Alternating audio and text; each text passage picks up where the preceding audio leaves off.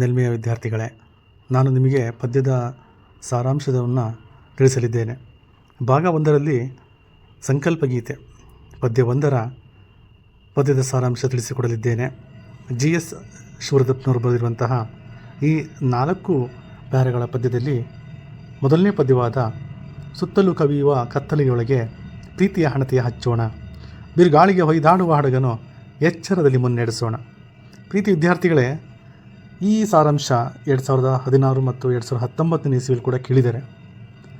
ಈ ಒಂದು ಸಾರಾಂಶವನ್ನು ಬರೆಯುವಾಗ ತಾವುಗಳು ಸಂಕಲ್ಪ ಗೀತೆ ಪದ್ಯ ಭಾಗವನ್ನು GS ಶಿವರುದ್ರಪ್ಪನವರ ಎದೆ ತುಂಬಿ ಹಾಡಿದೆನು ಎಂಬ ಕವನ ಸಂಕಲನದಿಂದ ಆರಿಸಿಕೊಳ್ಳಲಾಗಿದೆ.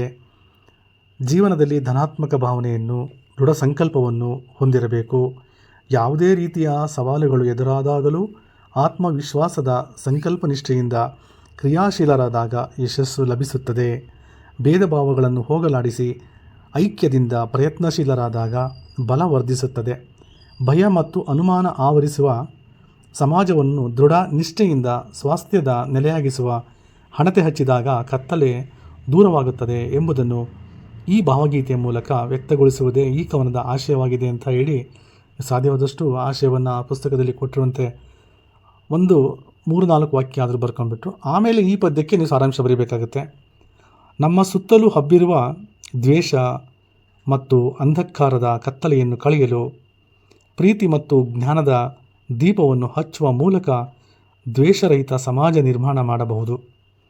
ಸಂಸಾರ ಸಾಗರದಲ್ಲಿ ಬಿರುಗಾಳಿಗೆ ಸಿಲುಕಿ ಹೊಯ್ದಾಡುತ್ತಿರುವ ಬದುಕೆಂಬ ಹಡಗನ್ನು ಎಚ್ಚರದಲ್ಲಿ ಮುನ್ನಡೆಸುವ ಸಂಕಲ್ಪ ಕೈಗೊಳ್ಳುವುದರಿಂದ ಎಂತಹ ಸವಾಲುಗಳನ್ನಾದರೂ ಧೈರ್ಯವಾಗಿ ಎದುರಿಸಬಹುದು ಎಂಬುದು ಕವಿಯ ಈ ಮೊದಲನೇ ಪ್ಯಾರದ ಒಂದು ಆಶಯವಾಗಿದೆ.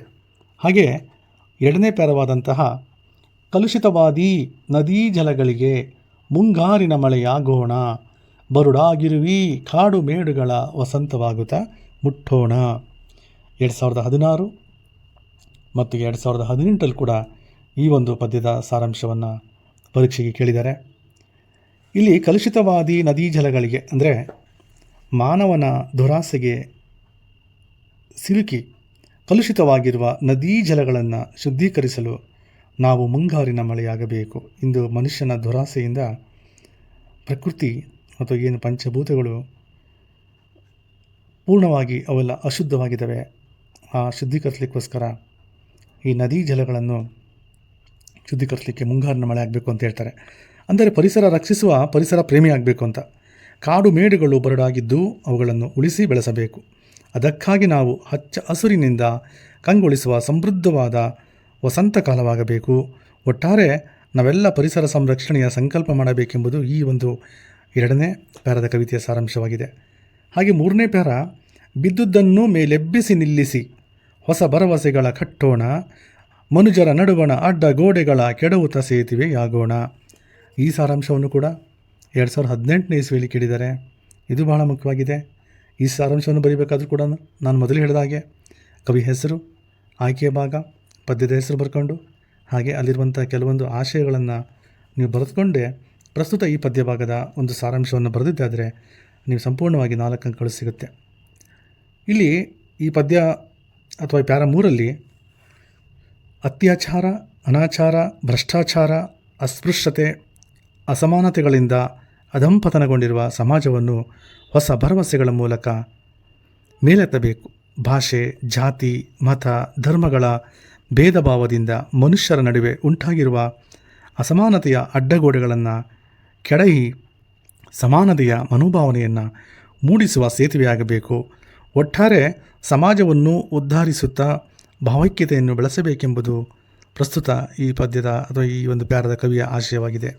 ಈ ರೀತಿಯಾಗಿ ನೀವು ಯಾವುದೇ ಪದ್ಯದ ಸಾರಾಂಶವನ್ನು ನೀವು ಕೇಳಿದಾಗ ಕೂಡ ಕವಿಯ ಹೆಸರನ್ನು ನೀವು ಅಥವಾ ಆಯ್ಕೆ ಭಾಗವನ್ನು ಪದ್ಯದ ಹೆಸರನ್ನು ಉಲ್ಲೇಖ ಮಾಡಬೇಕಾಗುತ್ತೆ.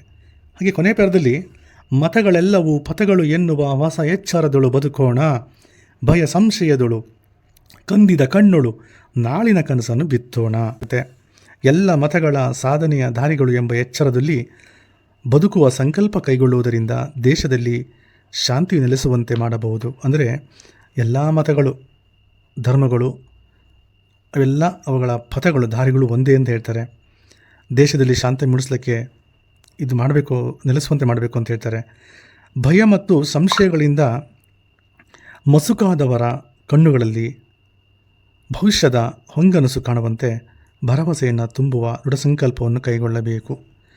ಅಂದರೆ ಬದುಕಿನಲ್ಲಿ ಒಂದು ಭರವಸೆಗಳನ್ನು ಕಳ್ಕೊಂಡಂಥವರು, ಜೀವನವೇ ಮುಗಿದೋಯ್ತು ಅಂತ ಹೇಳುವಂಥವ್ರನ್ನ, ಅಂತಹ ಮಸುಕಾದವರ ಕಣ್ಣುಗಳಲ್ಲಿ ನಾವು ಅವರ ಭವಿಷ್ಯದ ಹೊಂಗನಸನ್ನು ಬಿತ್ತುವಂತೆ ಭರವಸೆಯನ್ನು ಮೂಡಿಸಿ ದೃಢ ಸಂಕಲ್ಪವನ್ನು ಕೈಗೊಳ್ಳಬೇಕು, ಅವರಿಗೆ ಸಹಕಾರವನ್ನು ಕೊಡಬೇಕಾಗತ್ತೆ ಎಂದು ಕವಿ ಜೇಸಸ್ ಅವರು ತಮ್ಮ ಈ ಒಂದು ಪದ್ಯದ ಮೂಲಕ ಅಭಿವ್ಯಕ್ತಪಡಿಸಿದ್ದಾರೆ. ಈ ಒಂದು ಪದ್ಯದ ಸಾರಾಂಶವನ್ನು ನೀವೆಲ್ಲರೂ ತಿಳಿದುಕೊಂಡು ಈ ಪದ್ಯ ನಿಮಗೆ ಇಷ್ಟವಾದಲ್ಲಿ ಇದನ್ನು ಲೈಕ್ ಮಾಡಿ ಹಾಗೂ ಸಬ್ಸ್ಕ್ರೈಬ್ ಮಾಡಿ ಅಂತ ಹೇಳ್ತಾ ನಾನು ಮಾತು ಮುಗಿಸ್ತೇನೆ. ಧನ್ಯವಾದಗಳು.